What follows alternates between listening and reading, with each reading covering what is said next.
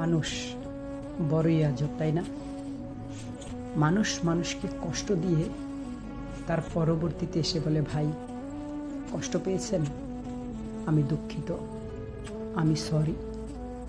আসলে এই সরি শব্দটা দিয়ে কি আপনি মানুষের জীবনের সকল দুঃখ মুছে দিতে পারবেন?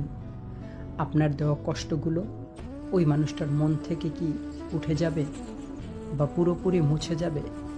যাবে না। মনে রাখবেন, কাউকে কষ্ট দেওয়ার আগে ভেবে নেবেন যে মানুষটাকে আপনি কষ্ট দিচ্ছেন, আপনার এই দুঃখিত বা সরি কথার মাধ্যমে সে আপনাকে মাফ করতে পারলো কিনা, তার মন থেকে কষ্টটা মুছে গেল কিনা।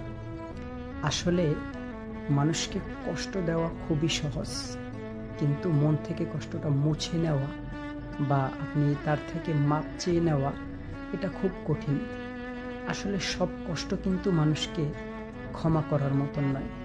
কিছু কষ্ট আছে যেগুলো মানুষ দিলে মানুষকে কখনোই ক্ষমা করা যায় না। হয়তো বা আপনাকে দেখানোর জন্য বলল, না আমি কিছু মনে করিনি, কিন্তু আপনার দেওয়া কষ্টটা তার মনে থেকে যাবে। তাই মানুষকে কখনো কষ্ট দিয়েন না। কোনো মানুষের কষ্টের কারণ আপনি কোনো দিন হইয়েন না।